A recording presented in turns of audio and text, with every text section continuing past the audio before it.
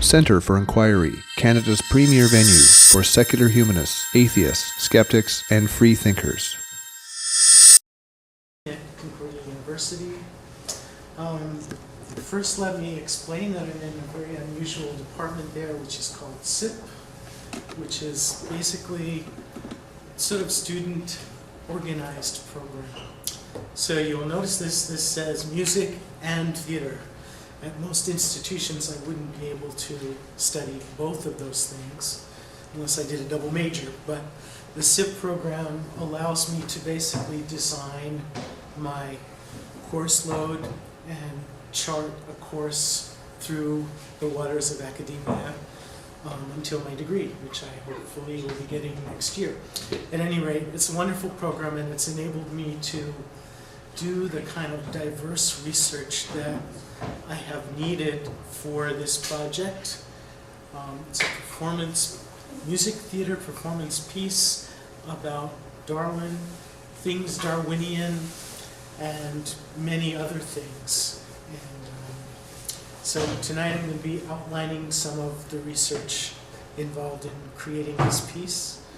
And at the end we'll have a question and answer session where some of you may want to debate some of the questions I've raised or discuss them in a spirit of inquiry, which is what I understand your organization is about. So, all right. I'm going to read from this that I wrote, and then I'll depart from it and I'll go back to it. Please, if you see me, if I'm wandering too far afield, please someone just give me a wave, okay? So my first point is that traditionally when university graduate level research is presented, it's done in a very kind of detached and impersonal way. But for this talk, since I'm a little bit outside the university setting, I decided to do a kind of more personal approach, something like a research journal to sort of chronicle my research as it's grown on this project, which, by the way, has been going on for almost 5 years now. And I also, normally this kind of research is not presented chronologically, sort of like I found this and then I discovered I needed to know this and then I studied this. But I am going to do it that way, so I hope you'll forgive me for this departure from the normal way of presenting. My fields of study are, as I said, music and theater, and I'm very interested in a place where the two fields intersect in that kind of slippery border territory. I've studied a lot of music theater works as a part of my work here, and very, very interested in sort of charting out new directions for that particular territory. All right, why is my computer going to sleep? Okay. So the piece, as I mentioned, Darwin, Endless Forms Most Beautifu, is centered around the life and thought of Charles Darwin, his historical moment, and the place to which his theory of evolution and natural selection might be leading us. That's a line of inquiry that I'm still pursuing, and it's a very interesting line, and there's a lot of research to be done there. Where does it go? Where are we going with it? So there's basically going to be 3 sections to my talk. The first one, I will talk about what inspired me in the first place to study Charles Darwin and to make this work of music theater about him. The second section, I will speak about my performance-based research, which is a way of exploring research using performance to move it further along, to move it to a new level, hopefully. And in the third section, I will talk about those future implications, both as I have dealt with them and as I'm still researching them in the future. And let me take this moment to say that I am neither a scientist, nor a biologist, nor a philosopher, nor a philosopher of biology. I've studied those things, but I am really basically a composer and musician with a passionate and lifelong love of science. From the time when I was a kid and my dad and I went up on the roof in Brooklyn and used my little 3-inch reflector to see what stars we could see amid the pollution and the light pollution of New York City. So, as I say, I'm not an expert. A study of the reception and subsequent distortions of the great discovery of 19th century scientist Charles Darwin reveals that his evolutionary theory was something that might only be called slippery, perhaps a bit dirty or even noisy in the contemporary media sense. It's clear that many of its implications made at the time and continue to make some people profoundly uncomfortable, including myself at moments.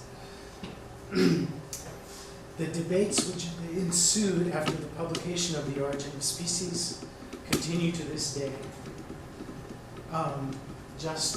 One needs to just turn our eyes to the south of the border, where we can see creationist groups continuing to try to introduce laws forbidding the teaching of evolution in schools, or to include intelligent design as a co-theory along with evolution, a co-scientific theory, even though the Supreme Court has declared that it is not considered a valid scientific theory.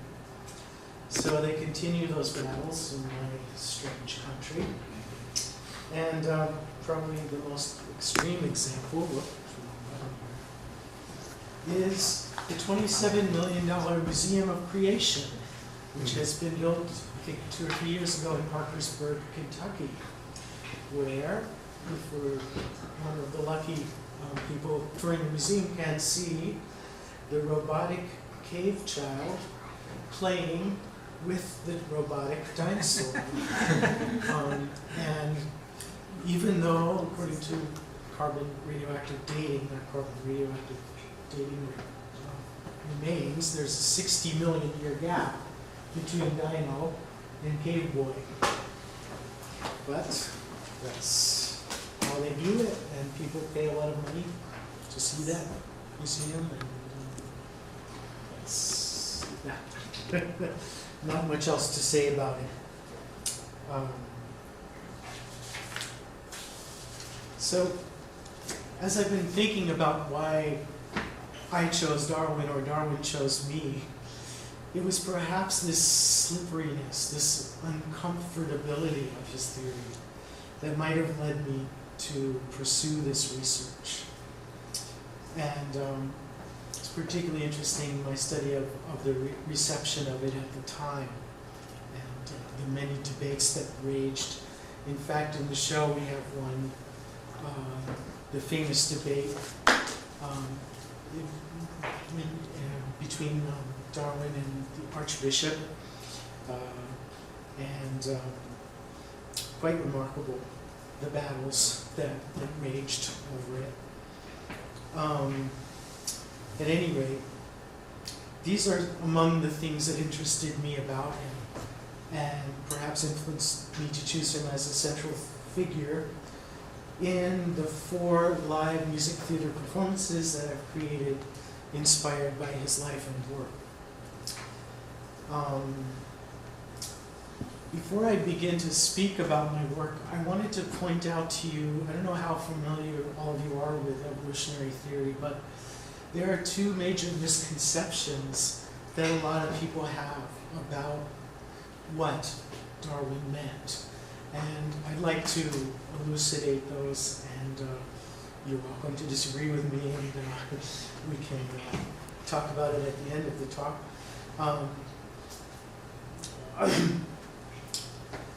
I'm citing a 2009 article by Michael Shermer, who wrote in the National Geographic, February 2009, an article called A Skeptic's Take on the Public Misunderstanding of Darwin. He reminds us that there are two major misconceptions in the general or popular understanding of Darwinian evolution.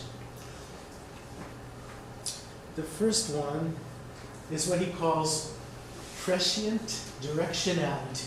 That's a $1,000 word, pair of words if there ever was one. In other words, to try to explain that, the public idea is that natural selection has a long-term goal of achieving some kind of eventual perfection, towards which it can somehow magically look into the future to determine it. Schirmer quotes an interesting letter which was written by Alfred Wallace, the co-discoverer of evolutionary theory, the guy who discovered natural selection at the same time, roughly, as Darwin was getting ready to publish. And so he wrote to Darwin sometime after the publication of The Origin of Species. He said, the name natural selection itself implies the constant watching of some eternal chooser, like man's selection, to which you so often compare it.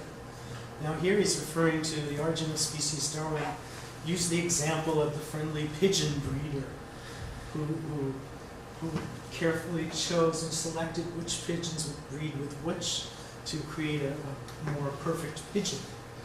And Darwin did this to give his audience something familiar to grasp onto, something benign, let's say, rather than saying, I've got this theory that's going to rock your world and challenge all the established social science paradigm and religious interpretations.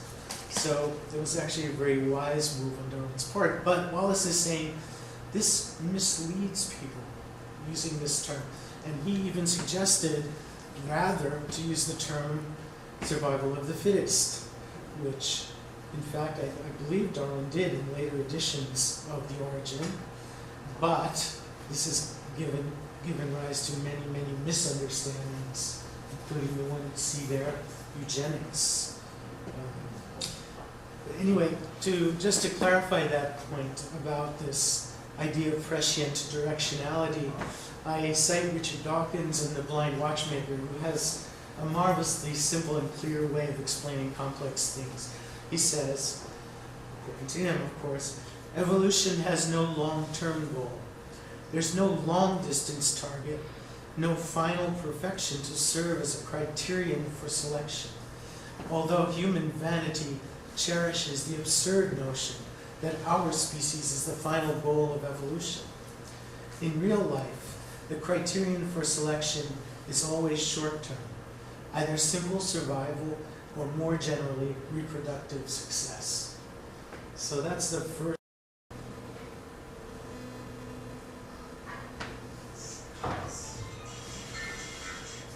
Perpetual swing of a single electron around a single probe.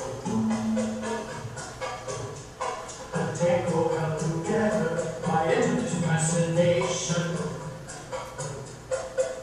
This is the particle dance that we call hydrogen. Just add a neutron to percent, and the swirls to tarry with a second neutron in, and voila! Tritium. The swish of two electrons circling on the pivot of two protons and one or two neutrons. These are the particle robots known as helium.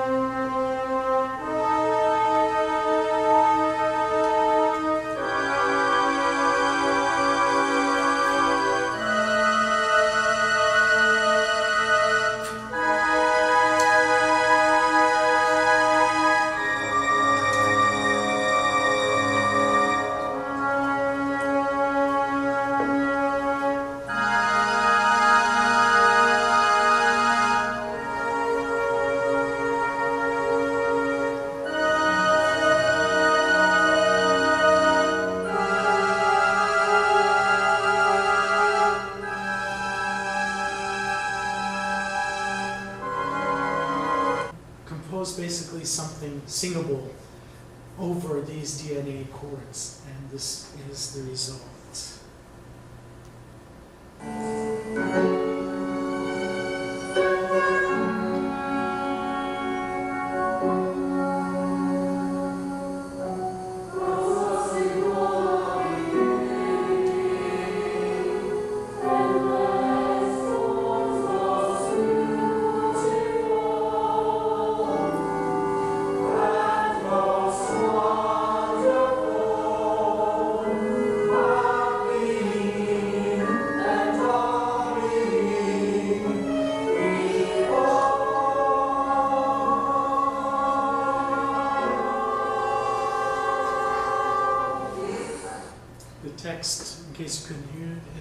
So simple at the beginning, endless forms most beautiful and most wonderful have been and are being evolved.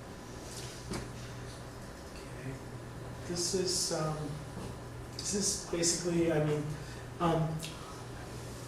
the piece had also many biographical details of the life of Charles and Emma, and this is a piece, basically a love duet between them. But what's interesting is that he sings her thoughts, and she sings his thoughts.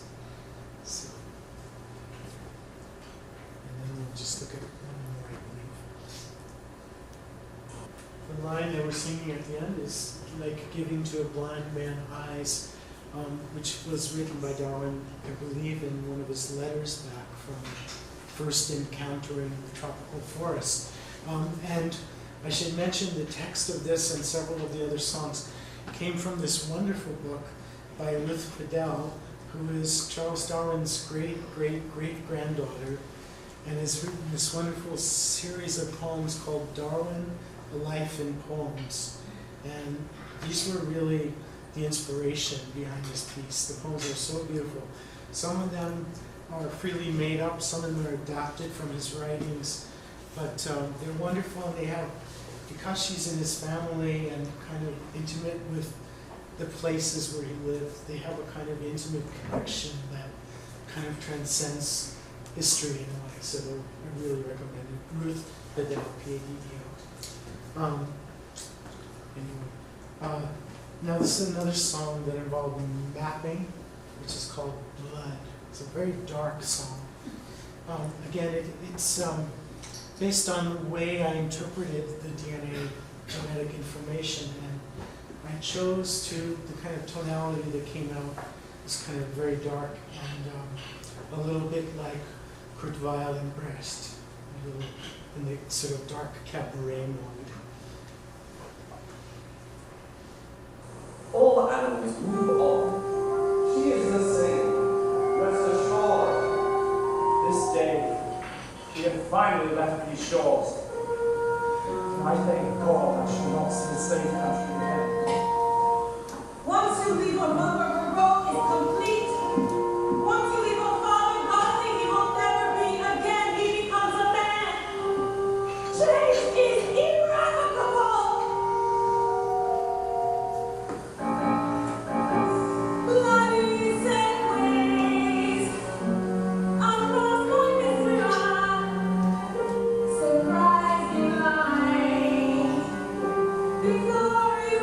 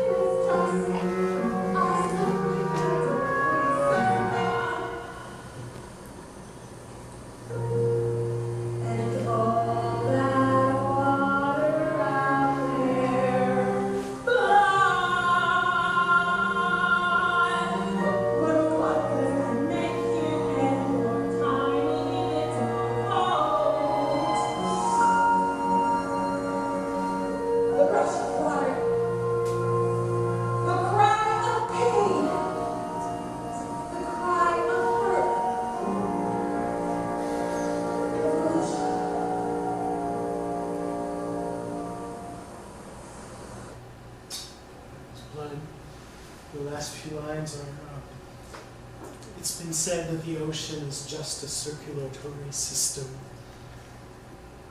and all that water out there, blood. But what does that make you and your tiny little boat? He's referring to Darwin. Let's see. Okay, we'll do that.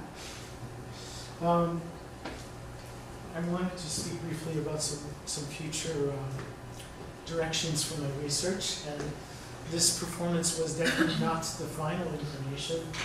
I hope to do another performance quite soon of the work, and always to increase the research that goes on and to try to find new ways of expressing things. So I'll just leave this up. These are directions which I continue to work in.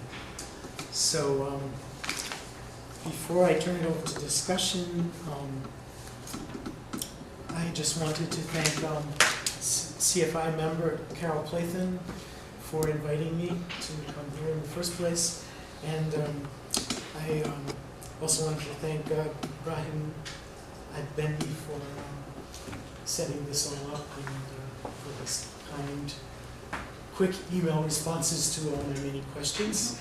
And I thank you all for your patience and fortitude.